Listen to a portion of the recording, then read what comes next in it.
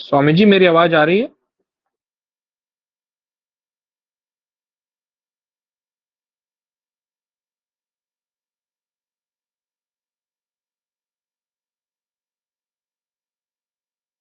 ठीक है, सब ठीक चल रहा है।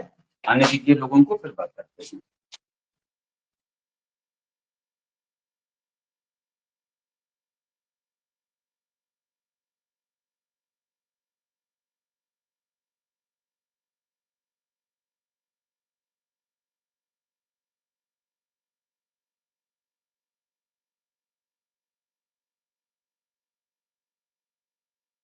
नमस्ते गौरव भैया।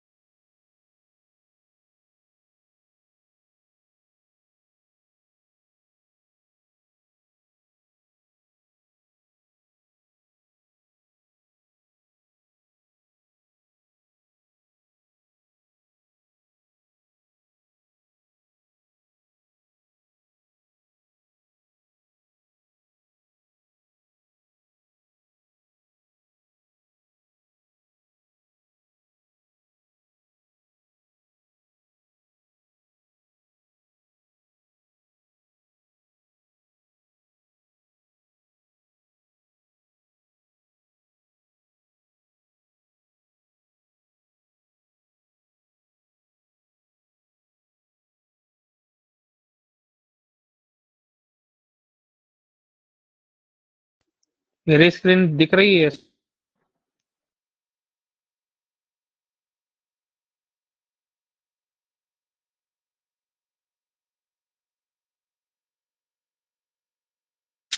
हाँ, दिख रहा है।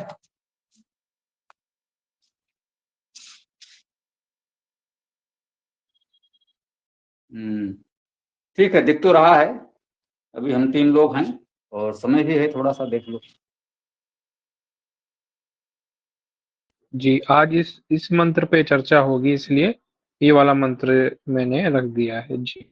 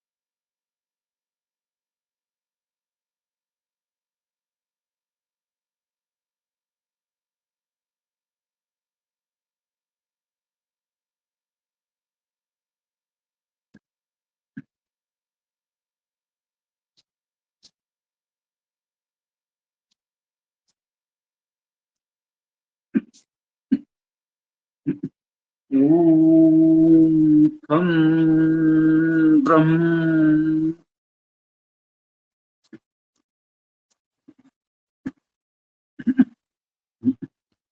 पुरुष सूक्त। आज इसका 7वां मंत्र हम प्रस्तुत करेंगे।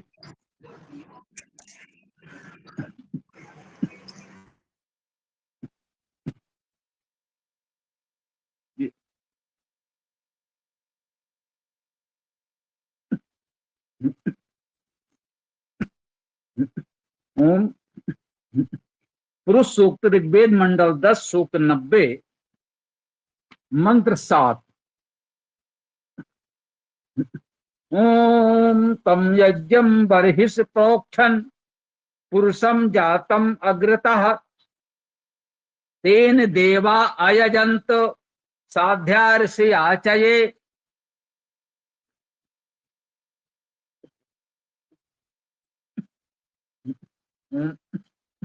इस पुरुष सूक्त में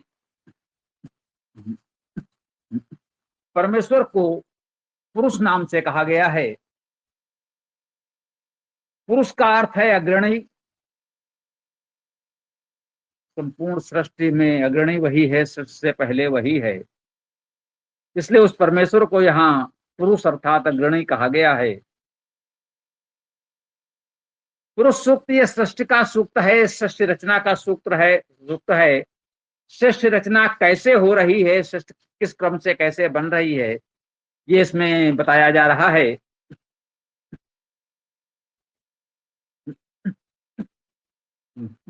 इस सृष्टि रचना को भी यजन के रूप में कहा गया है। जैसा कि हम लोग जानते हैं कि यजन का अर्थ है देव पूजा, संगति, दान, है ना।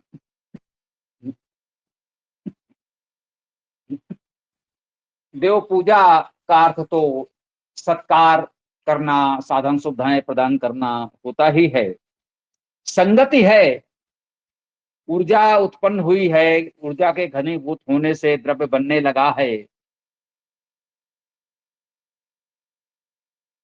तो ये जो प्रारंभिक द्रव्य है, प्रकृति के सूक्ष्मतम रूप कह सकते हैं, उसका संघनन हो रहा है, एकत्रीकरण हो रहा है। यजन में संगतिकरण का भाव है। तो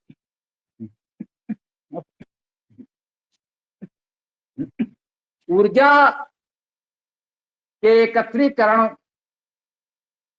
संघनित होने से द्रव्य का निर्माण हो रहा है। द्रव्य के सूक्ष्म कणों से, उस परमाणु से भी सूक्ष्म कण हैं अभी, उनका एकत्रीकरण हो रहा है, उससे परमाणु अणु पदार्थ बनने हैं।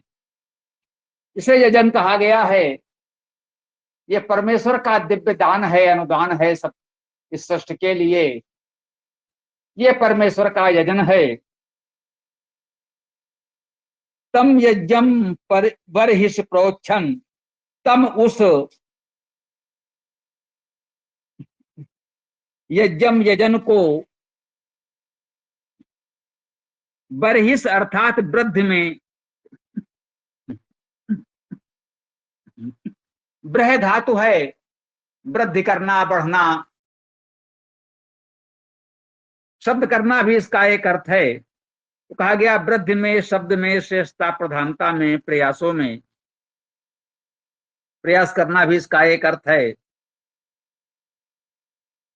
तो तम यज्ञम बर्हिष प्रोक्षण, उस यजन को बर्हिष अर्थात वृद्धि में, श्रेष्ठता प्रधानता में, शब्द में, यहाँ शब्द का अर्थ ले लें क्योंकि भी शब्द अर्थात ध्वनि, ऊर्जा उत्पन्न हो चुकी है, ऐसा पिछले मंत्रों में हमने पढ़ा है। तो उस शब्द में, उस ध्वनि में, प्रोक्षण, प्राउच्छन, अभिसिंचन करते हुए, प्रा उपसर्ग उच्च धातु है, इसी से प्रोक्षण शब्द बनता है, और प्रोक्षण शब्द अभी भी प्रचलित है, हम लोग जानते हैं। प्रोक्षण का अर्थ अभिसिंचन करना ही होता है, उच्च धातु का अर्थ सिंचन करना, अभिसिंचन करना है। प्रोक्षण अर्थात प्रोक्षण किया, अभिसिंचन किया। पुरुषम अर्थात उस पुरुष को, परमेश्वर को, जातम अग्रता, जो सबसे पहले उत्पन्न हुआ। पुरुष परमेश्वर तो पहले से है ही, जब सृष्टि सृजन हो रही है तो उसमें सबसे पहले ऊर्जा उत्पन्न हुई, प्रकाश और ध्वनि, या इस सृष्टि से पहले भी जो था वो परमेश्वर पुरुष उस रूप में भी देख लें। कहते हैं तम यज्ञम पुरुषम अग्रता जातम, उस यजन पुरुष को, यहाँ पर सृष्टि को यजन के रूप में व्यक्त किया जा रहा है। परमेश्वर को उस यजन का कर्ता, इस यजन का स्वरूप ही कहा जा रहा है। उस परम पुरुष परमेश्वर को भी यजन रूप कहा जा रहा है क्योंकि वो सृष्टि यजन में लगा हुआ है। तो इस सृष्टि में जो सबसे पहले अग्रम, जो सबसे आगे है, अग्रता जातम, वो यहां देखिएगा जातम में जन धातु का अर्थ उत्पन्न करना, उत्पन्न होना दोनों होता। तो जातम उत्पन्न करने वाले को, उत्पन्न होने वाले को, दोनों अर्थ ग्रहण कर लें। परमेश्वर के लिए कहेंगे तो कहेंगे उत्पन्न करने वाला, और सृष्टि के लिए कहेंगे तो उत्पन्न हुआ। उत्पन्न करने वाले परमेश्वर ने जो सबसे पहले प्रकाश, ध्वनि, ऊर्जा उत्पन्न की, बर्हिष का अर्थ है, उस शब्द में अनेक अर्थ है, उनमें शब्द भी अर्थ है। तो उसमें प्रोक्षण अभिसिंचन करते हुए क्या कहते हैं, तेन देवा आयजंत, तेन उसके द्वारा, उसके साथ, तेन एक वचन में है, ये परमेश्वर के लिए। देवा, देवगण, ये बहुवचन में है, देवों के लिए, देवगणों के लिए, देवजनों के लिए। आयजंत, यजन किया। देवों के उत्पन्न होने की बात अलग से नहीं बताई गई। ये जो ध्वनि, प्रकाश, ऊर्जा उत्पन्न हुए, जो इससे भूमि कहा गया है, जो भी सृष्टि बन पाई है, आगे बनेगी, उसको भूमि कहा गया, भू धातु का अर्थ होना। ये जो कुछ अभी उत्पन्न हुआ है प्रारंभ में, इस सबको देव ही मानिए। तो देव का अर्थ है दिव्य गुण युक्त, अनेक दिव्य गुण हो सकते हैं, द्यू धातु के अनेक अर्थ हैं, वो लिखे हुए हैं, आप देख सकते हैं। मुख्य अर्थ प्रकाश करना भी है, द्यू धातु के अर्थ में प्रमुख अर्थ प्रकाश भी है, और सबसे पहले प्रकाश उत्पन्न हुआ है। तो देव का अर्थ प्रकाश मानिए, जो भी प्रकाश उत्पन्न हुआ, जो दिव्य उत्पत्ति हुई, जो देवगण उत्पन्न हुए हैं वे। तो यहाँ पर देवा प्रथमा विभक्त कर्ता कारक एक वचन में, ठीक। तो उसके द्वारा देवगणों ने अयजंत अर्थात यजन किया। ये आ जो आया है, ये हम कहते हैं क्रिया उपसर्ग है। आ क्रिया उपसर्ग आपको किसी परंपरागत व्याकरण की पुस्तक में नहीं मिलेगा, ये हम स्वीकार करते हैं। आपकी सरलता के लिए हम कह सकते हैं कि जो पद में सबसे पहले आता है, जो धातु से पहले आता है, उसे उपसर्ग कहते हैं। उपसर्ग की यही परिभाषा है कि वो शब्द में पहले आता है, विशेष रूप से धातु से पहले आता है। हाँ, धातु से पहले एक से अधिक उपसर्ग आ सकते हैं, तो उपसर्ग से पहले उपसर्ग होगा, लेकिन धातु से पहले उपसर्ग होगा और उपसर्ग से पहले उपसर्ग होगा। उपसर्ग और धातु के मध्य कुछ और नहीं होगा। उपसर्ग और धातु के मध्य यदि कुछ होगा तो उपसर्ग ही होगा और कुछ नहीं होगा। ये व्याकरण का नियम है, कह सकते हैं वैदिक भाषा या संस्कृत भाषा की एक प्रवृत्ति है, जैसे चाहे समझ लें। तो ये हमने कहा कि ये क्रिया उपसर्ग है, भूतकाल में लगता है। अयजंत का अर्थ हुआ यजन किया, तो तेन देवा अयजंत, उसके द्वारा या उसके साथ देवों ने यजन किया। अब ये तेन किसके लिए आया? या तो इसे माने आप परमेश्वर के लिए आया, परमेश्वर के साथ ही यजन करना है, यही दिव्य भावना है और यही मुख्य भाव है, यही आध्यात्मिक अर्थ है। कोई विद्वान भाष्यकार चाहे तो तेन कह सकते हैं, जो परमेश्वर से भी सृष्टि उत्पन्न हो रही है। प्रारंभ में ध्वनि प्रकाश ऊर्जा उत्पन्न हुई या भूमि द्रव्य को सृष्टि उत्पन्न हुई, उसको भी कह सकते हैं तेन। लेकिन मुझे लगता है यहाँ तेन एक वचन में आया है, तो ध्वनि प्रकाश भूमि जब उत्पन्न हो चुकी तो बहुत तो हो गए। इस सृष्टि को तो एक वचन कहना, लेकिन पूरी सृष्टि को एक इकाई मानकर एक वचन कह सकते हैं, अभी भी कह सकते हैं। इतनी विराट सृष्टि बन चुकी है, फिर भी हम सृष्टि को एक वचन में प्रयोग कर सकते हैं, ये सृष्टि बनी है, ऐसा हम कहते हैं, बिल्कुल ठीक है। तो तेन शब्द से परमेश्वर और सृष्टि दोनों को ग्रहण किया जा सकता है। तेन उसके द्वारा, उसके साथ, परमेश्वर के साथ या सृष्टि के साथ देवा अर्थात देवगणों ने अयजंत यजन किया। परमेश्वर ने सृष्टि यजन प्रारंभ किया। इस सृष्टि यजन से जो देव शक्तियां, ऊर्जा, पदार्थ जो कुछ उत्पन्न हो रहा है, ये सब दिव्य गुणों से युक्त है, प्रकाश से युक्त है। पहले प्रकाश से ही उत्पन्न हुआ, जो कुछ अभी प्रकाश से उत्पन्न हो रहा है वो सब अभी तो प्रकाश स्वरूप ही है। तो वो सब देव हैं जो अभी उत्पन्न हुए हैं, प्रारंभ में प्रकाश स्वरूप हैं। तो कहते हैं उन सब देवगणों ने जो कुछ अभी उत्पन्न हुआ है, वो सब देवगण उस परमेश्वर के साथ मिलकर यजन कर रहे हैं। इनका अर्थ वही देव पूजा, संगति दान, संगतकरण हो रहा है। जो सूक्ष्मता है उसका संगतकरण करके, एकत्रीकरण करके कह सकते हैं कुछ ठोस रूप दिया जा रहा है, संघनित होकर के कुछ संघनित रूप बन रहा है। सूक्ष्मता से कुछ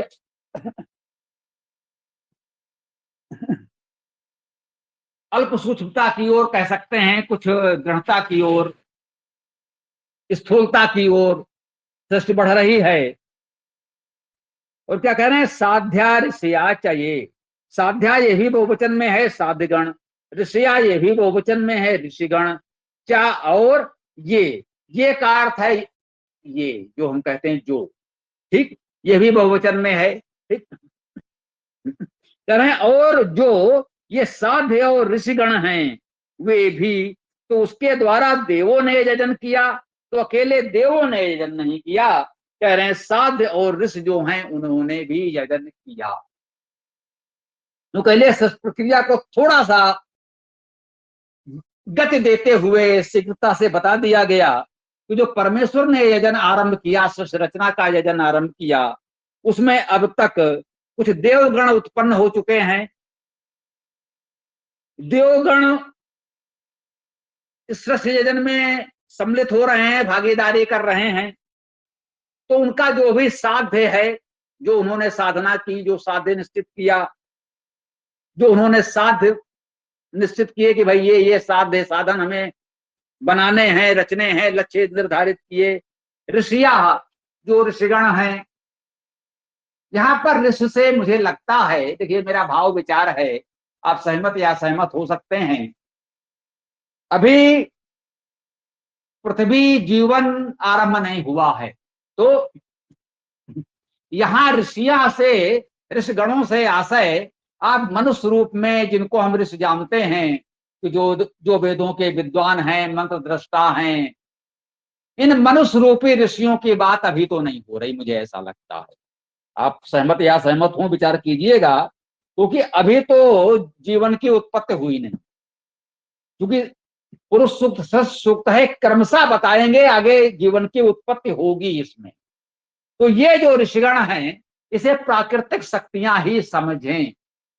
देवगण भी प्राकृतिक शक्तियां हैं, साध्य भी प्राकृतिक शक्तियां हैं, ये भी प्रकृति है। ऋषिया, ये ऋषि भी प्राकृतिक शक्तियां हैं।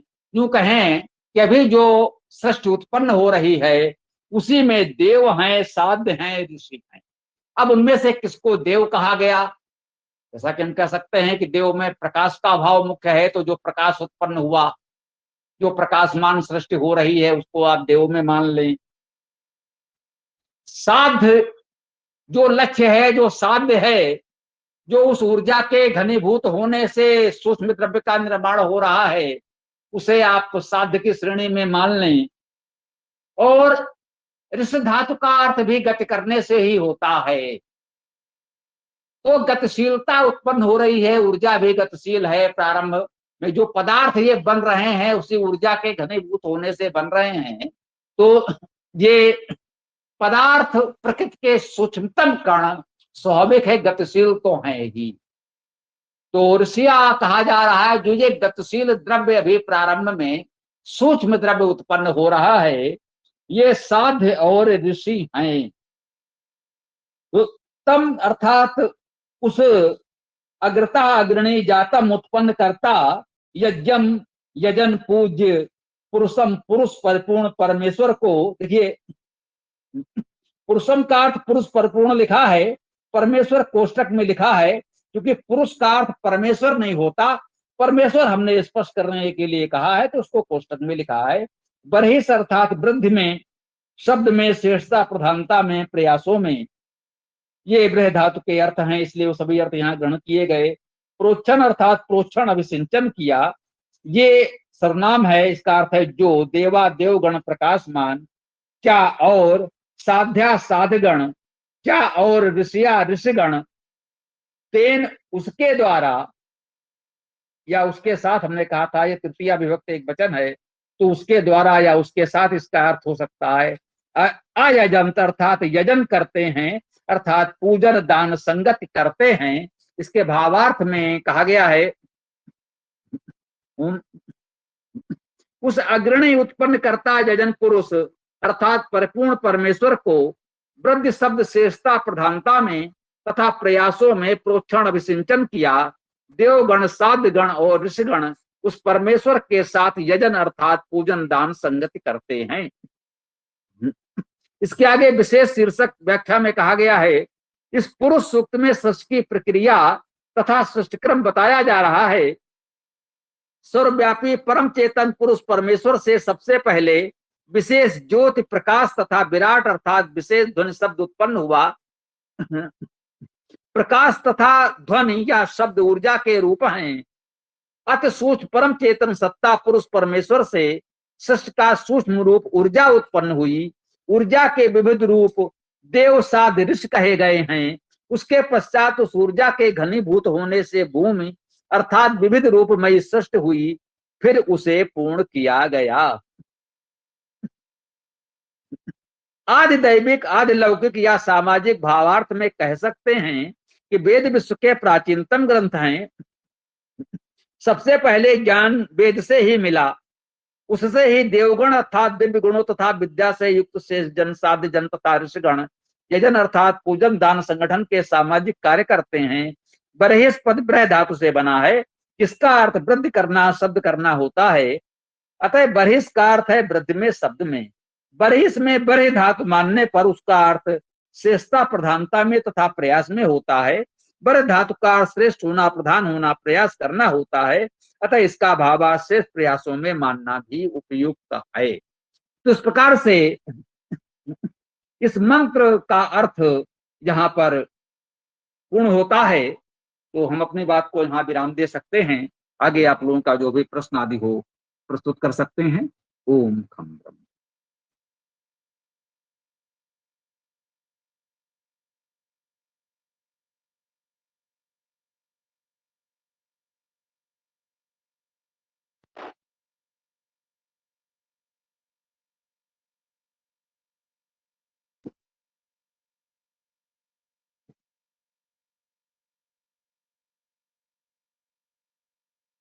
हाँ गुरुदेव,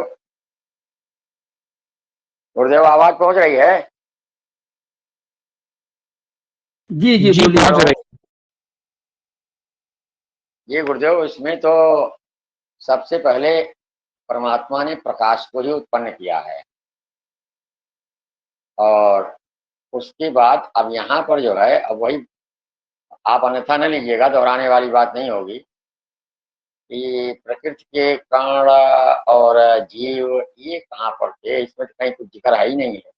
इसमें तो केवल प्रकाश उत्पन्न हुआ है सर्वप्रथम, वही घनीभूत हुआ है, उसके बाद फिर और आगे की प्रक्रिया प्रारंभ हुई है।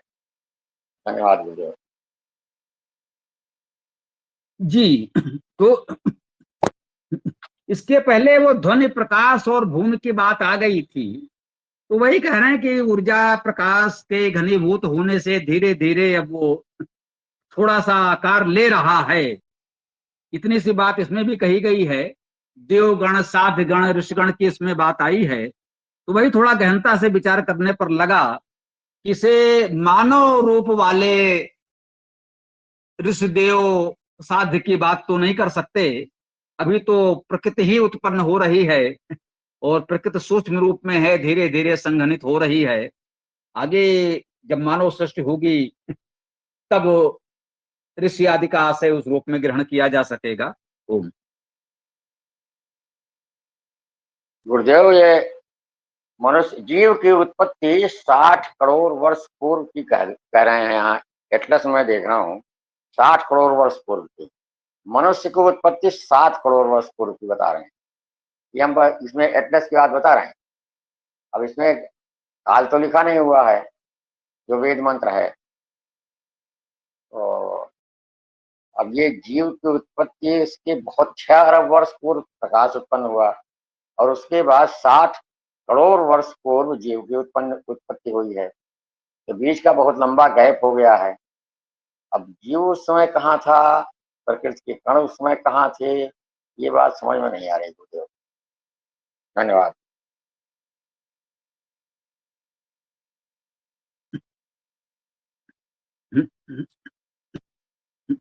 संभवतः कहीं हमने आपने पढ़ा है, एक रात यूं कहने लगा मुझसे गगन का चांद, आदमी भी क्या अनोखा जीव होता है, उलझने अपनी बनाकर आप ही फंसता, और फिर बेचैन हो जगता न सोता है। अब आपने पहले से कल्पना कर ली कि सृष्टि से पहले जीव भी था, प्रकृति भी था, परमेश्वर तो था ही था। अब ये समस्याएं तो आएंगी। उलझने अपनी बनाकर आप ही फंसता, पहले आपने घेरे बना दिए, खंभे गाड़ दिए, और आप कह रहे हैं कि हम इधर से कैसे निकलें, इधर से जाओ तो इधर फंस रहे हैं, इधर से जाओ तो इधर फंस रहे हैं। अरे भाई, ये काल्पनिक खंभे जो गाड़ रखे हैं, ये काल्पनिक ढांचे जो बना रखे हैं, इसको हटा दीजिए और फिर आराम से घूमिए टहलिए, फिर कोई समस्या नहीं आएगी। तो जब आप पहले से ना इस तरह के कुछ काल्पनिक घेरे बना लेते हैं, हमने खंबे गाड़ दिए, कुछ रेखाएं खींच दी, मान लिया ये किला है, दीवार है, अब ये किले की दीवार नहीं पार कर सकते तो हमको ऐसे जाना है। तो खेल में होता है, सभी खेलों में होता है, घेरा बना देते हैं, भैया आप इधर नहीं जा सकते, उधर नहीं जा सकते, उसी में खेल में हार जीत होती है। तो पहले से आपने कल्पना कर लिया कि भाई ऐसा तो है, अब आगे जो आ रहा है उससे वो आप सिद्ध करने का प्रयास कर रहे हैं। तो जब प्रारंभिक कल्पना ही ठीक नहीं होगी तो फिर टकराव तो होगा ही होगा, उलझन बढ़ती चली जाएगी, सुलझाव नहीं होगा। तो पहले से ऐसा कोई पूर्वाग्रह न पाने, कल्पना न करें, जो कुछ वेद में मिलता जाए, पढ़ते जाएं, समझते जाएं, अपनाते जाएं, तो ऐसे कोई समस्या नहीं आएगी। ओम।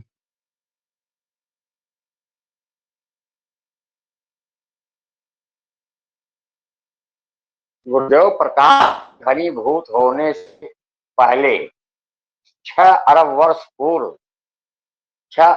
पूर्व से तो प्रकाश ही घनीभूत हुआ।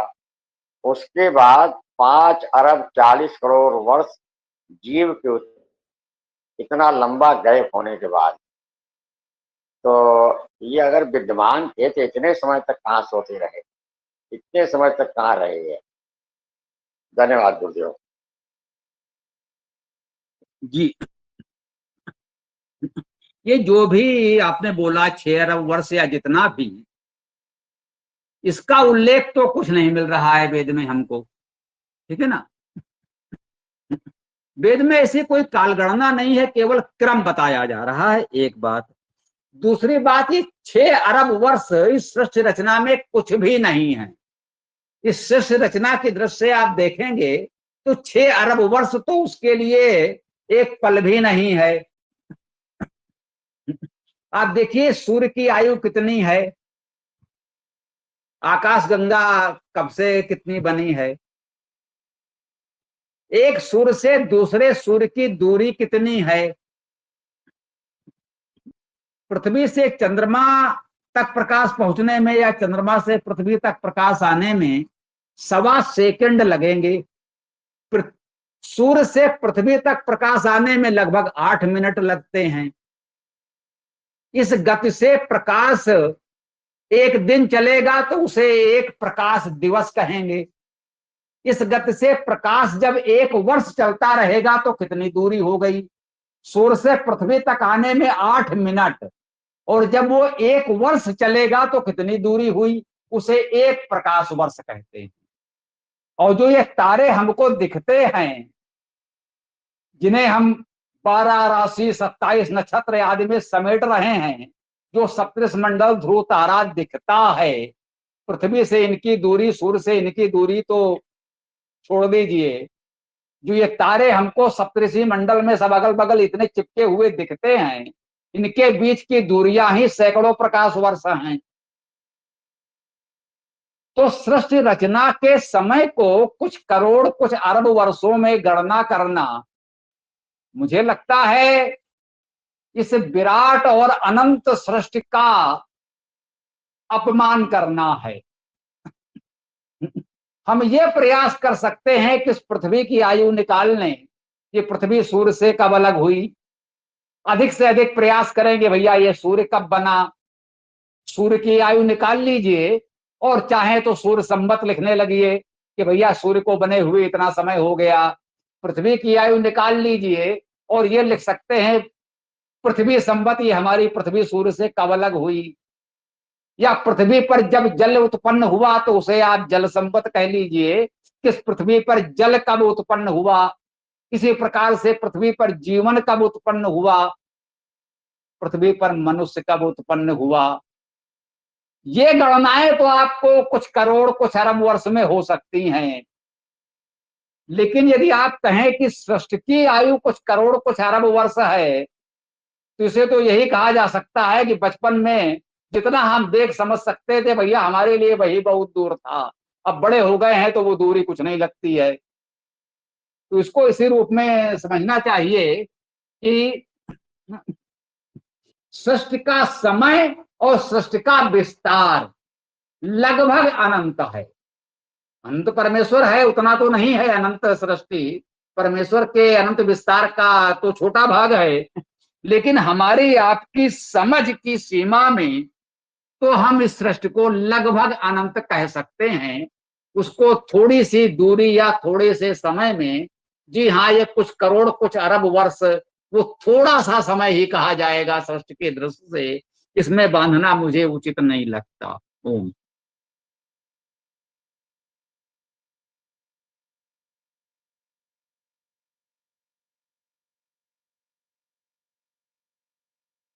जी धन्यवाद गुरुदेव।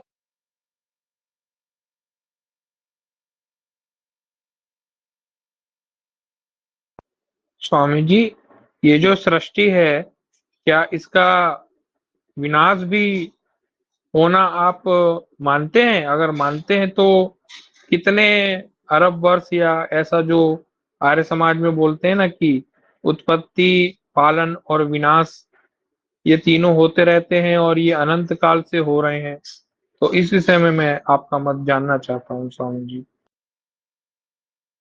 ओम। ये बहुत साधारण सा प्रश्न है, ये कोई बहुत कठिन या गहन प्रश्न नहीं है। एक सामान्य सी बात है, जिसका जन्म हुआ है उसकी मृत्यु भी होगी, वो चाहे सूक्ष्म जीव हों जिनका कुल जीवन काल हमारी तुलना में कुछ पल, क्षण, मिनट, घंटा होता हो, या मान लीजिए पृथ्वी पर हम आप जैसे जीव हैं, कुछ हमसे भी अधिक जीवन काल वाले जीव हैं, कुछ 100 वर्ष जी लेंगे। जो जन्मा है वो मरेगा, ठीक है ना। ये पृथ्वी जन्मी है, एक दिन इसे भी मरना है। ये सूर्य जन्मा है, एक दिन इसे भी मरना है। तो जिसका जन्म हुआ है उसकी मृत्यु होना निश्चित है, और सबकी एक औसत आयु होती है। अब जितनी जितनी मेधा प्रतिभा बढ़ती जाएगी, हम उतना सटीक अनुमान लगा सकेंगे। लोगों ने एक अनुमान तो लगाया है कि भाई पृथ्वी का जन्म इस समय हुआ था और लगभग इतने अरब वर्षों के पश्चात इस पृथ्वी का विनाश हो जाएगा, इतने वर्षों के पश्चात सूर्य समाप्त हो जाएगा, आदि आदि। तो इतने बड़ी सृष्टि में एक एक पल में जाने कितने करोड़ों सूर्य जन्म लेते हैं और मरते हैं। यूं समझिए जैसे पृथ्वी पर हमारे आपके देखने में आप कह सकते हैं प्रतिपल जाने कितने भुनगे सूक्ष्म जीव जन्म लेते हैं और मरते हैं। परमेश्वर की दृष्टि में यह संपूर्ण सृष्टि की स्थिति वैसी ही है। परमेश्वर की सृष्टि में एक सूर्य की स्थिति उसी नन्हे सूक्ष्म जीव भुनगे जैसी ही है। प्रतिपल करोड़ों सूर्य जन्म लेते हैं, प्रतिपल करोड़ों सूर्य मरते हैं। ये सूर्यों के जन्म लेने और मरने का क्रम जाने कब से चला आ रहा है, जिसे आप कह सकते हैं अनादिकाल से चला आ रहा है और अनंत काल तक चलता रहेगा। हाँ, एक एक सूर्य के जन्म और मृत्यु का जीवन काल हो सकता है। इस संपूर्ण सृष्टि में कब से ये प्रक्रिया चल रही है। नए नए सूर्य जन्म लेते हैं, पुराने सूर्य बूढ़े होकर मर जाते हैं। ये क्रम कब से चल रहा है ये हम तो नहीं जानते। अब कोई जानने का दावा करे तो वो जाने, मुझे लगता है ये मनुष्य के जानने के बस की बात नहीं है। नासदी सूक्त में कहा गया है कि ये सृष्टि कब बनी, कैसे बनी, किस तरह से, किस क्रम से बनी, इसे तो कोई नहीं जानता। वो कहते हैं देवगण भी नहीं जानते, क्योंकि देवगण की उत्पत्ति ही उसके पश्चात हुई। जब सृष्टि ही नहीं थी तो देवगण भी नहीं थे। जब सृष्टि बनी तो बाद में देवगण भी उत्पन्न हुए। तो सृष्टि का आदि कैसे हुआ, सृष्टि के बनने का आरंभ कैसे हुआ, ये तो देवगण भी नहीं जानते। और आगे वो इससे भी बढ़कर के हमारा वेद मंत्र इससे बड़ी बात कह देता है। नासदी सूक्त में संभवतः 7-8 मंत्र हैं, पढ़ लीजिएगा। कहते हैं जो इस संपूर्ण सृष्टि का अध्यक्ष है, वहां संभवतः अध्यक्ष शब्द ही प्रयुक्त हुआ है। अध्यक्ष माने हम जानते हैं इसे राष्ट्र का अध्यक्ष आदि होता है, ठीक है ना। तो वहां कहा गया है कि जो इस संपूर्ण सृष्टि का अध्यक्ष है, परमे व्योमन शब्द का प्रयोग हुआ है परम व्योम में, कि जो परम व्योम में इस सृष्टि का अध्यक्ष है, पता नहीं वो भी जानता है कि नहीं जानता है। इसे आप भक्त की भावना कहें, अपनी बुद्धि विवेक की सीमा की खींच कहें कि हम तो जान नहीं सकते, ये तो निश्चित है। अब जो इस सृष्टि का अध्यक्ष है, जो परम व्योम में है, अर्थात वो जो दिव्य स्वरूप में परमेश्वर है, वो कह रहा है पता नहीं वो भी जानता है कि नहीं जानता है। तो इसे केवल काव्यात्मक ने कोई शब्द सा न ले ले, लो भाई वो तो ईश्वर पर भी प्रश्न उठा रहा है, क्या ईश्वर भी नहीं जानता? अरे भाई ईश्वर सब कुछ जानता है, लेकिन जो कह रहा है उस साधक उपासक की भावना को समझें, उसको नमन करें। कह रहा भैया अपने समझ में तो आ नहीं सकता, हमें कौन बताएगा। देवगण भी बाद में जन्मे हैं, वो भी नहीं जानते, तो फिर कौन कह सकता है? संभवतः शब्द है प्रवोचत। कौन जानता है और कौन कह सकता है? जब कोई जानता ही नहीं तो कहेगा क्या? मनुष्य तो छोड़िए, तब तो देव भी नहीं थे, वो भी नहीं जानते, वो भी नहीं कह सकते। और अंत में वो खींच के कह देता है इस सृष्टि का जो अध्यक्ष परम व्योम में है, पता नहीं वो भी जानता है कि नहीं जानता है। मतलब वो तो जानता ही है, उसके अलावा कोई नहीं जानता है। ये तो निश्चित रूप से वेद स्वीकार कर रहा है, इसमें किसी को कोई और भ्रम पालने की आवश्यकता नहीं है। नासदी सूक्त की ओर मेरा विशेष ध्यान तब गया, ऐसे ही चर्चा में कुछ समय पूर्व, कुछ वर्ष पूर्व कह लीजिए, किसी ने मुझसे प्रश्न किया कि स्वामी जी नासदी सूक्त का छठा सातवां मंत्र देखिए, उसमें तो ये कहा गया है कोई नहीं जानता। क्या ऐसा है? क्या ये बात ठीक है? तो मैंने उसको जरा ध्यान से सूक्ष्मता से इस दृश्य देखा। मैंने कहा जी भैया जी, इस नासदी सूक्त में तो यही कहा गया है, बाकी जिसको जो इच्छा हो वो जाने माने समझे। मैं स्वीकार करता हूं, वेद तो कहता है कि देवगण भी नहीं थे, वो भी नहीं जानते, कोई नहीं जानता, यही सत्य है। ओम। स्वामी जी, ये जो अपना 4 चरण वाला ब्रह्मांड है, जिसमें एक चरण में ये सारी सृष्टि है, क्या ये जो एक चरण वाली जो सृष्टि है, इसका भी मतलब पूरा सर्वनाश एक बार में होता है? क्या इसके बारे में कुछ है वेद में, या फिर इसको भी कोई नहीं जानते? जी, यूं समझ लीजिए कि अब तक हम जितना समझ पाए हैं वेद का, जो कुछ थोड़ा बहुत स्वाध्याय हमसे बन पड़ा है, हम यही कह सकते हैं कि संपूर्ण सृष्टि का संपूर्ण विनाश एक बार में कभी नहीं होगा। मैंने भी आपसे क्या कहा, प्रतिपल करोड़ों सूर्य जन्म लेते हैं, करोड़ों सूर्य मरते हैं। इसको पृथ्वी पर अपने मानव समाज से ही देखिए, ठीक है ना। प्रतिदिन जाने कितने मानव शिशु जन्म लेते हैं, और प्रतिदिन जाने कितने वृद्ध मर भी जाते हैं। तो कहें भाई एक दिन, जैसे एक हास्य का चुटकुला ही कह लीजिए, किसी ने कहा क्या भाई एक दिन सबको मरना है? बोले हाँ भाई सबको मरना है। बोले जो अंत में मरेगा उसे शमशान कौन ले जाएगा? तो सबसे अंत में कोई नहीं मरेगा। प्रतिदिन बहुत लोग जन्म लेते हैं, बहुत लोग मरते हैं। जो आज शिशु है जन्मा है, धीरे धीरे वो बड़ा होगा, युवा होगा, वृद्ध होगा, मरेगा। तब तक नए शिशु जन्म लेकर के वो युवा प्रौढ़ हो चुके होंगे, और ये क्रम चलता रहेगा पृथ्वी पर जीवन का क्रम। अब कह लीजिए जब तक पृथ्वी है, पृथ्वी पर जीवन की प्रक्रिया है, तब तक चलेगा। वैसे ही सृष्टि को कह लीजिए, ये सूर्य ग्रह उपग्रह आदि के जन्म लेने और मृत्यु होने की प्रक्रिया अनंत काल से चली आ रही है, अनंत काल तक चलती रहेगी। या आप ये कहें कि संपूर्ण सृष्टि कभी समाप्त हो जाएगी, ऐसा कोई उल्लेख मुझको तो अब तक नहीं मिला है। मुझे यही लगता है ये सृष्टि इस दृश्य से अनादि और अनंत है कि संपूर्ण रूप से कभी विनाश नहीं होगा। ये सबसे पहली बार पहला सूर्य कब बना होगा ये कोई नहीं जानता, लेकिन इस तरह सूर्य ग्रह उपग्रह आदि के जन्म लेने और मरने की प्रक्रिया अनंत काल से चली आ रही है और अनंत काल तक चलेगी। धन्यवाद स्वामी जी। गुरुदेव, अगर ईश्वर नहीं जानता है, जैसा नासदेव सूत्र में आता है आपने, तो सर्वज्ञ फिर नहीं हो पाएगा ना। वो तो जानता ही। जो आपने बताया कि किसी ने हास परिहास में कह दिया होगा भैया मैं तो जानता ही नहीं, शायद ईश्वर भी नहीं जानता होगा, ये बात जरूर सत्य है। लेकिन ईश्वर तो जानता ही है, जिसने निर्माण किया है पूरी सृष्टि का, और वही था ही, सृष्टि के पूर्व भी था, हमेशा रहा है, रहेगा। तो वो तो जानता ही है, वो तो जानेगा ही। वो हास परिहास वाली बात हो गई, वो ठीक है। धन्यवाद गुरुदेव। जी महोदय, मैंने अनेक बार ये बात कहा है कि वेद विश्व का प्राचीनतम ग्रंथ है, हमारे सनातन धर्म का मूल आधार है, अच्छी बात है। लेकिन वेद का एक और पक्ष है, वो बहुत सुंदर काव्य भी है। तो ये उसका काव्य गुण है। काव्य में कवि इस तरह की बातें कर जाता है। जैसे हमने कहीं देखा सुना है, भगवान न जाने क्या होगा, लोग कहते भगवान न जाने क्या होगा, उनका भगवान न जाने क्या होगा, भगवान भी नहीं जानता क्या होगा, है ना। एक नीत श्लोक में भी कहा गया, दैवो न जानात कुतो मनुष्या, इसे तो भैया दैव भी नहीं जानता, ईश्वर परमेश्वर भी नहीं जानता, मनुष्य क्या जानेगा।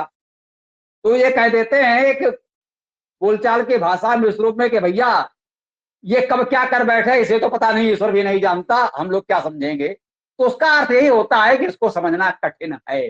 तो जब सृष्टि की प्रक्रिया को समझने की बात हो रही थी, तो जिन ऋषियों ने जितना भी ध्यान चिंतन किया, अंत में उन्होंने भी कहा जाए समर्पण कर दिया, भैया इस अनादि अनंत जैसी सृष्टि को समझ पाना, उसके आदि अंत को जान पाना, ये अपने बस की बात तो नहीं है। अब ईश्वर जानता हो तो जाने, पता नहीं वो भी जानता है कि नहीं जानता है, हम तो ये भी नहीं जान सकते कि ईश्वर जानता है कि नहीं जानता है, इसको इसी भाव से ग्रहण कर लें तो ठीक है।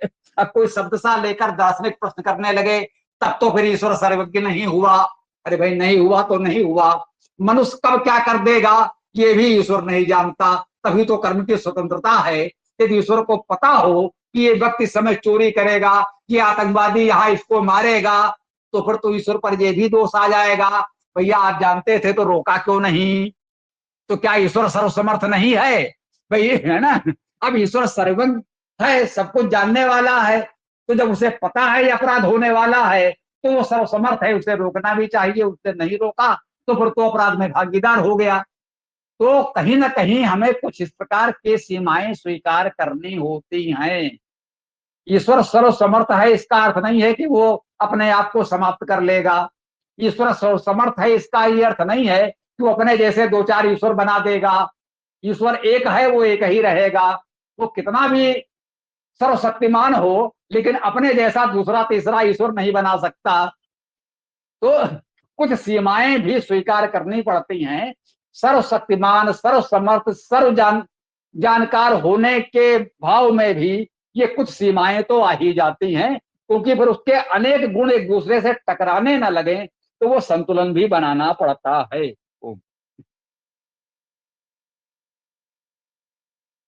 गुरुदेव थोड़ा ईसा जी, वो ईसा जी नहीं, वो विशाल जी अगर आवे हैं तो उनसे थोड़ा सा ये जानकारी करें कि ये 1,96 करोड़ या 1,97 करोड़ वाली बात जो है इसका क्या प्रमाण है, कहीं से कुछ है कहीं इसका। धन्यवाद गुरुदेव जी। नहीं, विशाल जी तो इसकी बात ही नहीं करेंगे ना। ये संख्या तो आर्य समाज की दी हुई है। ये षष्ठ संवत की जो संख्या 1,96 करोड़ या 97 करोड़ जो भी कही जाती है, ये आर्य समाज की दी हुई संख्या है। आर्य समाज से पहले तो ये संख्या कहीं थी नहीं। तो इसके बारे में यदि कोई कुछ बता सकता है तो आर्य समाजी ही बता सकते हैं, कहां से लाए, कैसे लाए, क्यों लाए। तो इसका उत्तर यदि किसी को देना है तो आर्य समाज को, आर्य समाज के अलावा और किसी के पास ऐसा कुछ है नहीं। वो इसके बारे में क्या बताया, कह देगा भैया पता नहीं, आर्य समाजियों से पूछो, वही जानते होंगे वो कहां से लाए हैं। ठीक है ना।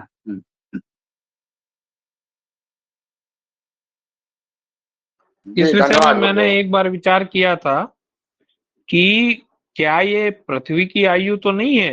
मैं बस ऐसा सोच रहा था कि क्या ये पृथ्वी की आयु तो नहीं है, क्योंकि यूनिवर्स की आयु तो विद्वान लोग कहते हैं, मतलब साइंटिस्ट लोग, कि लगभग 14 अरब साल पुराना है बोलते हैं, और पृथ्वी की आयु को वो बोलते हैं लगभग 4 अरब, ऐसा नहीं, अलग अलग डेट बताते हैं। यूनिवर्स की आयु 13 अरब कितना कितना कुछ बोलते हैं, जिसको मैं 14 अरब बोल रहा हूँ।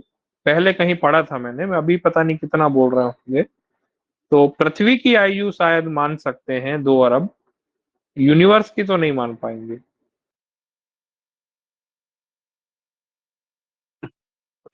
जी भैया जी, पृथ्वी की आयु भी लगभग 4.5 अरब तो हो चुकी, और कब तक रहेगी ये तो नहीं पता, लेकिन पृथ्वी को जन्म लिए हुए लगभग 4.5 अरब वर्ष हो चुके हैं।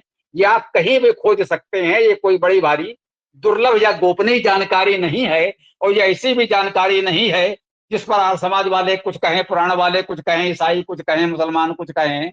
ये तो भैया जो खोज है, साइंटिफिक है, इसे तो सब मानते ही मानते हैं। इसमें कहीं कोई मतभेद किसी के यहाँ होगा नहीं। मतलब स्वामी जी 50% तो सही है इनका, कि सृष्टि मतलब पृथ्वी की आयु 2 अरब है। 50% तक तो पहुंच गए। बस वो ये कह रहे हैं कि सृष्टि की आयु है, अब वो सृष्टि ना हो करके पृथ्वी की आयु है। भैया जी, पृथ्वी की आयु भी नहीं है। ये तो देखो ना, पृथ्वी की आयु का आधा भी नहीं है इनकी गणना में। ठीक है ना। ये कल्पना जिसने भी की है उसके मन में कोई अनुमान भी नहीं था कि वो किसकी बात कर रहा है, पृथ्वी की बात कर रहा है, क्या कर रहा है। ये कल्पना जब भी जिसने की, आर्य समाज ने, मान लीजिए लगभग 150 वर्ष पहले ये कल्पना किसी बुद्धिजीवी ने की होगी, जो आर्य समाजी विद्वान बुद्धिजीवी रहा होगा, उस बेचारे के मन में ये भाव नहीं था, उसको कोई अनुमान भी नहीं था कि इस पृथ्वी की आयु का भी कभी पता चल सकता है। उसने सोचा होगा ये तो कभी किसी को पता चलेगा नहीं, कहीं से कोई गुणा भाग करके उसने एक संख्या लिख दी, बोले ये सबसे बड़ी संख्या है, हम सबको बता देंगे कि ईसाई मुसलमान आदि की तुलना में हम तो भैया 2 अरब वर्ष प्राचीन हैं। उसके पीछे केवल ये भाव था कि अपने को प्राचीनतम इतना दिखा दो कि जहां कोई पहुंच ना पाए, उसका नाम उन्होंने तथाकथित संवत रख दिया। अब देखिए वो ये भी कहते हैं संवत, वेद संवत। बोले वेद कितने पुराने हैं? 1 अरब 97 करोड़ वर्ष पुराने हैं। वेद की उत्पत्ति वो इतना मान रहे हैं। अब आप देखिए, एक तो षष्ठ संवत है और वही वेद संवत है। वेद की उत्पत्ति भी उसी समय हुई, अर्थात जब उनके अनुसार जब षष्ठ संवत माना जाए तो जब षष्ठ बनी उसी समय वेद भी दे दिए गए। अब षष्ठ बनने से उनका क्या आशय है? सूर्य बनना है, पृथ्वी बनना है, या पृथ्वी पर जीवन की उत्पत्ति है, या मानव की उत्पत्ति है? मतलब वेद भी 1 अरब 97 करोड़ जो भी बता रहे हैं, कुछ आर्य समाजी 1 अरब 96 करोड़ कुछ कहते हैं और कुछ लोग 1 अरब 97 करोड़ कहते हैं। 1 करोड़ उसका झगड़ा तो आर्य समाजियों के बीच ही तय नहीं हो पा रहा है ना। 100-150 वर्षों से वो आपस में इसी पर लड़ रहे हैं कि 1 अरब 96 है कि 1 अरब 97 करोड़ है ना। तो एक तो पहले वो यही सुलझा लें आपस में बैठ करके। और स्वाभाविक है कि वेद भी इतने प्राचीन है, ये कितना अटपटा है कि वो संवत है और वेद संवत भी है। और वेद जब मिला तो मनुष्य था ही, चूंकि मनुष्यों को ही मिला। अग्निवायु आदित्य आदि जो भी वो मानते हैं वो मनुष्य रूप में ही थे, मनुष्य की उत्पत्ति हो गई और सीधे दे दिया गया। तो आप समझ सकते हैं ये बातें कितनी विरोधाभासी, कितनी हास्यास्पद हैं। ये कैसे माना जा सकता है? तो वो षष्ठ संवत कहना कोई अर्थ नहीं रखता, बिल्कुल ये निरर्थक है, व्यर्थ है। हम इतने समय से कह रहे हैं भैया कोई तो आए कि इस प्रश्न पर यहां विचार करने को तैयार हो। आप बुलाइए किसी यार समाजी विद्वान को जो 1 अरब 96 या 97 करोड़ जो भी मानता हो, आए हम लोग को थोड़ा सा जानकारी बढ़ाए हम लोगों की कि गणना वो कहां से कैसे खोज कर लाए हैं, कैसे संख्या तय की है और इसका क्या संबंध है। क्या वेद इतना प्राचीन है कि मनुष्य इतना प्राचीन है? ये किस आधार पर कैसे कह रहे हैं, उसे संबद्ध क्यों कह रहे हैं, ये बताने को कोई तैयार नहीं हुआ। हम लोगों ने आचार्य दास ने लोकेश जी से जानना चाहा, उनके सुपुत्र विभू जी से ये जानना चाहा, इन सब विषयों पर कोई बात करने को तैयार ही नहीं है। वो इस पर तो शास्त्रार्थ कर रहे हैं कि 1 अरब 96 करोड़ वाला ठीक है या 1 अरब 97 करोड़ वाला। इस पर समाजी आपस में शास्त्रार्थ कर रहे हैं, लेकिन वो हम लोगों से इस पर बात करने को तैयार नहीं है कि हम तो कह रहे हैं भैया ये दोनों में से जो भी ठीक हो तो बता दो, ये कहां से उठा के लाए हो। तुम जो कहोगे दोनों में से जो भी कह दो मान लेंगे, हम दोनों में से कौन सा ठीक है इस बहस में नहीं पड़ रहे भैया।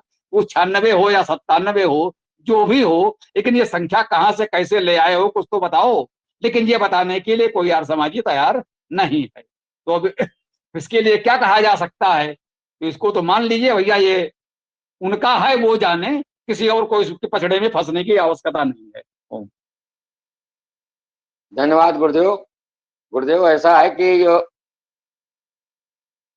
1 अरब 97 करोड़ 29,49,128वां वर्ष है ये सृष्टि संवत का, जो कहते हैं विभू जी और लोकेश जी। और 1 अरब 96 करोड़ 8,53,127वां वर्ष जो है वेद वर्ष है या मनुष्य की उत्पत्ति का वर्ष है। इसके पहले वाला 1 अरब 97 करोड़ वाला ये सृष्टि की उत्पत्ति का है और वेद और मनुष्य की उत्पत्ति का 1 अरब 96 करोड़ का है, ऐसा वो कहते हैं। और उनका तर्क ये है कि उसी समय से संकल्प पाठ किया जाने लगा था। तो संकल्प पाठ में हम लोग जो हैं वो वर्ष, आयान और ये सृष्टि संवत ये सब कहते रहते हैं। फिर अंत में आकर के महीना, आयान, महीना, ऋतु, पक्ष और सूर्य, चांद्रमास, सूर्यमास और मास, तिथि, पक्ष ये सब करते रहते हैं मुहूर्त तक। इस पे आते हैं वो, ये कहते हैं कि इससे हम आगे जोड़ रहे हैं, जोड़ते जा रहे हैं, तभी से शुरू हुआ है। इसलिए इसका इतिहास यही है कि 1 अरब 96 करोड़ है। 1 अरब 96 करोड़ 8,53,127 वर्ष ये मनुष्यों का है। धन्यवाद गुरुदेव। हाँ, अब देखिए ये दोनों में अंतर आया तो दोनों में से कौन सा सही है ये तय नहीं हुआ। तो किसी तीसरे ने एक बीच का रास्ता निकाल दिया, भैया दोनों चलने दो, इसको ये मान लो उसको वो मान लो। अब ये समाधान कब किसने दिया, ये भी एक शोध का विषय है। कुल 150 वर्षों का तो ये झमेला है, उसमें ये तीसरा पक्ष कब आ गया, उसने एक बता दिया कि चलो भाई ऐसा करो, दोनों लड़ो नहीं, दोनों का मान लेते हैं, इनका ये वाला मान लो, इनका ये वाला मान लो। अब ये महापुरुष कौन है, जरा उसकी भी खोज करनी पड़ेगी। हरीश जी बोलिए।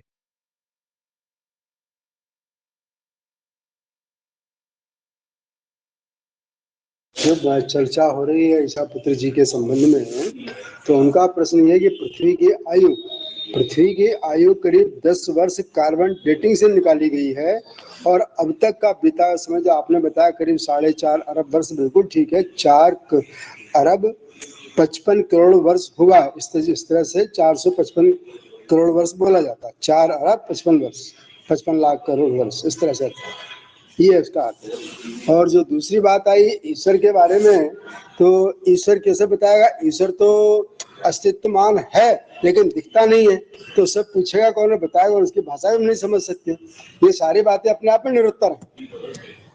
धन्यवाद। 1 अरब ये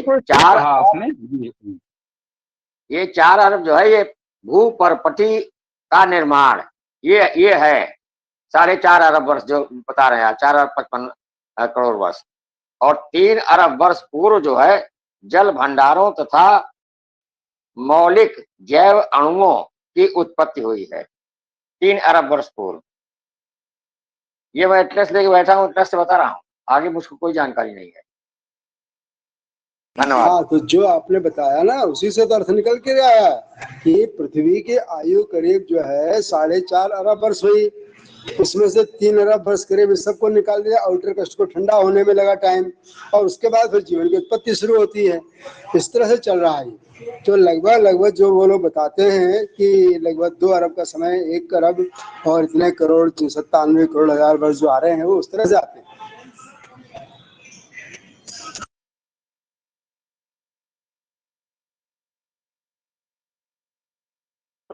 भैया जी यही तो प्रश्न है कि 1 अरब 96 करोड़ इतने वर्ष पहले कौन सी घटना हुई थी, या 1 अरब 97 करोड़ इतने वर्ष पहले जो गणना बता रहे हैं, इतने पहले कौन सी घटना हुई थी जिससे ये संवत आरंभ हुआ है, वो तो कोई नहीं बता रहा है ना। भैया बुलाइए किसी को, इस गोष्ठी में आए, थोड़ा सा हम लोगों का समाधान करे, कुछ ऐसी बात बताए जो सब लोगों को समझ में आए, है ना, कुछ व्यवहारिक दृष्टि से समझ में आ जाए। अब वही बात है, खग जाने खगही की भाषा। वो लोग इस बात पर साथ कर रहे हैं कि 1 अरब 96 करोड़ वाला ठीक है, 1 अरब 97 वाला ठीक है। इस पर दासने लोकेश जी और अनेक विद्वानों के बीच शास्त्रार्थ हो चुके हैं, और दासने लोकेश जी ने कहा कि उन्होंने 1 अरब 97 करोड़ वाला सिद्ध कर दिया, वो विजयी रहे, हमारी ओर से बधाई, आप विजयी रहे। लेकिन उसके औचित्य थोड़ा सा हम लोगों को भी समझा देते कि ये 96 97 जो भी है, लगभग 2 अरब वर्ष, 1 अरब 96 करोड़, 1 अरब 97 करोड़ है, ये किस घटना से आरंभ हुआ है। भाई संवत तो बनेगा जब कोई व्यक्ति हो, राजा हो, कोई संवत स्थापना करता है, संवत तो वहीं से गणना किया जा सकता है, इतने वर्ष पहले कौन सा राजा था जिसने संवत की स्थापना की, है ना। और शेष यदि आप कहें कि पृथ्वी की उत्पत्ति सूर्य से पृथ्वी कब अलग हुई, कब वो ठंडी हुई, ऊपर पपड़ी कह सकते हैं, थोड़ी ठंडी परत बनी, उसमें फिर कब वायु की उत्पत्ति हुई, जल की उत्पत्ति हुई, अब ये सब, अब इसका कोई ऐसा संबंध तो नहीं बनेगा ना कि बिल्कुल आप दिन घंटा मिनट में बता दें। वो तो अनुमान ही हो सकता है कि इतने अरब इतने करोड़ इतने लाख वर्ष पहले ये हुआ, उसका बिल्कुल इतना आप मिनट सेकंड पल विपल में कैसे बता देंगे, है ना। ये तो बिल्कुल हास्यास्पद हो जाएगा, स्वाभाविक बात है। भाई जिस तरह कहना चाहते हैं कि वो इतने वर्ष इतने महीने इतने दिन आदि आदि इस प्रकार से, वो तो तभी बताया जा सकता है जब मानव सभ्यता विकसित हो गई हो और मनुष्य ने इस तरह की गणना आरंभ कर दी हो। तो जब कोई जीव ही नहीं था, मनुष्य ही नहीं था, पृथ्वी सूर्य से आग के गोला अलग हुई है, उस समय की इस तरह की गणना कैसे संभव है। वो तो आज आप केवल अनुमान लगा सकते हैं कि लगभग इतने करोड़ इतने अरब वर्ष हो सकता है, उसको तो इसी रूप में अनुमानित किया जा सकता है। जो आधुनिक भूगोल खगोल कर रहा है वो लगभग ठीक है, विश्वसनीय है, आगे नई खोजें होंगी तो संशोधन भी होगा। गुरुदेव, जीवों की उत्पत्ति हुई है 60 करोड़ वर्ष पहले मनुष्य की उत्पत्ति हुई है। 7 करोड़ 7 करोड़ वर्ष पूर्व हुई है। मनुष्यों की, मनुष्य और हाथी, चिड़िया ये हुए हैं। उसके पहले जो जीव उत्पन्न हुए हैं 60 करोड़ वर्ष पूर्व हुए हैं। अरब की तो कोई बात ही नहीं है। धन्यवाद गुरुदेव जी। लेकिन जो सप्त कोटि वर्ष आपने कहा मनुष्य की उत्पत्ति के, थोड़ा मुझे अभी इस पर भी लग रहा है, क्या 7 करोड़ वर्ष पहले ये मनुष्य जिसे कहा जा सके होमोसेपियंस या किसी रूप में वो था, जिसे मनुष्य कहा जा सके, क्या बंदर चिंपांजी भी उस समय थे? मुझे तो इस पर भी थोड़ा सोचना पड़ेगा। मतलब मैं इस विषय का बहुत विशेषज्ञ नहीं हूं कि मैं कह दूं कि नहीं ये ठीक है या नहीं है, लेकिन इस पर तो मैं कहूंगा ये नई पीढ़ी के बच्चे हैं, थोड़ा विचार करें। एआई से लेकर के गूगल जहां तक हो सके खोजे भी ने, पुस्तकों में देखें, वेबसाइट में देखें, थोड़ा तलाशें, हो सकता है कुछ अधिक उपयुक्त जानकारी मिले। वही कहते हैं भैया हमारा आपका तो समय अब गया, हमारा आपके तो अब निवृत्ति हो गई, चतुर्थे किम कर्षसि वाली अवस्था में है। इन नई पीढ़ी का ही दायित्व है कि खोज करके कुछ सही जानकारी हम लोगों तक पहुंचाएं। जी। इसमें गुरुदेव तो बनमानुष स्वामी और मानव है, बनमानुष और मानव ये दिया हुआ है 7 करोड़ वर्ष पहले का। धन्यवाद गुरुदेव। जी, मैं कुछ कहना चाहूंगा। लगभग 15 से 20 साल पहले मैंने इंटरनेट में कुछ पढ़ा था कि आर्यभट्ट जी जो हमारे गणितज्ञ हुए हैं, उन्होंने ये संवत मतलब कलयुग, त्रेता युग, द्वापर युग आदि का जो काल है, वो उन्होंने अपने ग्रंथों में वर्णन किया था। ऐसा कहीं मेरे को हल्का हल्का याद आ रहा है। तो मैं इसको कंफर्म करूंगा सबसे पहले तो कि क्या उन्होंने उनसे ये बात चली हुई है। यदि उनसे चली हुई है तो कल की गोष्ठी में मैं ये बात प्रमाण सहित रखूंगा यहाँ पे कि आर्यभट्ट ने कही है या किसी और ने। अभी तो मैं प्रमाणित नहीं कह सकता क्योंकि मेरे को हल्का हल्का ही स्मरण हो रहा है और कई वर्ष पहले की बात है। तो आर्यभट्ट या भास्कराचार्य आदि जो गणितज्ञ हैं, उनकी परंपरा से ये बात आई है या नहीं, ये कंफर्म करके कल बताऊंगा। धन्यवाद। जी, पुलकित ने इस पर कार्य किया है। विज्ञान अभ्युदय जो उसने बनाया था वो इसी भाव से बनाया था कि भास्कराचार्य, आर्यभट्ट, बराहमिहिर आदि आदि ऐसे जो हमारे खगोलविद और गणितज्ञ थे, तो उनको उसने गंभीरता से अध्ययन किया और बहुत सी अच्छी बातें बताई कि ये लोगों ने बता दिया था कि सूर्य ग्रहण, चंद्र ग्रहण कैसे लगता है पृथ्वी और चंद्रमा की छाया से। वो राहु केतु की बात नहीं करते, वो सीधे बताते हैं कि जब सूर्य और चंद्रमा के बीच पृथ्वी आ जाती है तो चंद्र ग्रहण लगता है, जब पृथ्वी और सूर्य के बीच चंद्रमा आ जाता है तो सूर्य ग्रहण लगता है। ये बात हमारे इन खगोलविदों ने लगभग 1500 वर्ष पहले बता दी थी। और हमारे पंडित जी अभी भी राहु केतु का झगड़ा करा रहे हैं। इसी गोष्ठी में एक ज्योतिषी जी आए थे जो कह रहे थे शुल्क लेकर वो ज्योतिष पढ़ाएंगे, और उनसे पूछा गया है राहु केतु क्या है, तो बोले एक राक्षस था और उसका सर काट दिया गया, एक राहु हो गया, एक केतु हो गया। मैंने कहा भैया ये काल्पनिक कहानियां यहाँ मत सुनाओ, यहाँ कुछ समझदार लोग, पढ़े लिखे लोग हैं, बेचारे भाग खड़े हुए फिर लौट के नहीं आए। तो ये स्थिति है जब 1500 वर्ष पहले हमारे खगोलविदों ने इतनी सही जानकारियां बिल्कुल दे दी थी, तो उसके बाद भी आज ये लोग राहु केतु हो जाने किसके झमेले में फंसे हैं। अब उसकी व्याख्या करते रहते हैं कि राहु क्या है, पृथ्वी की छाया है, केतु क्या है, चंद्रमा की छाया है, ऐसा है वैसा है, मतलब जैसे तैसे कुछ घालमेल करके इसको समझाओ। हम कहते हैं भैया राहु केतु ग्रह कैसे है जब अंतरिक्ष में है ही नहीं, आकाश में राहु केतु नाम का कोई पिंड है ही नहीं, तो इससे अपना पिंड छुड़ा लो, इसी में भलाई है। पृथ्वी की छाया, चंद्रमा की छाया उन सीधे सीधे समझ में आ सकता है, और बच्चे यही पढ़ रहे हैं, उनकी समझ में आ जाता है, और उसको इतना उलझा देते हो जो किसी की समझ में नहीं आता। तो थोड़ा सा सरलीकरण करो, समझ में आए तो अच्छा है। गुरुदेव राहु केतु दक्षिणा भी लेते हैं, फल भी लेते हैं, फल भी खाते हैं। वो नवग्रह की पूजा होती है, उसमें राहु केतु भी विराजमान रहते हैं। धन्यवाद गुरुदेव। अब क्या कहते हैं ठगों का माया जाल है। जाने न जाए निशाचर माया, काम रूप के कारण आया है। वो कितने रूप धर के कैसे कैसे आ जाते हैं हमको आपको ठगने लूटने, इसको तो क्या कहा जा सकता है।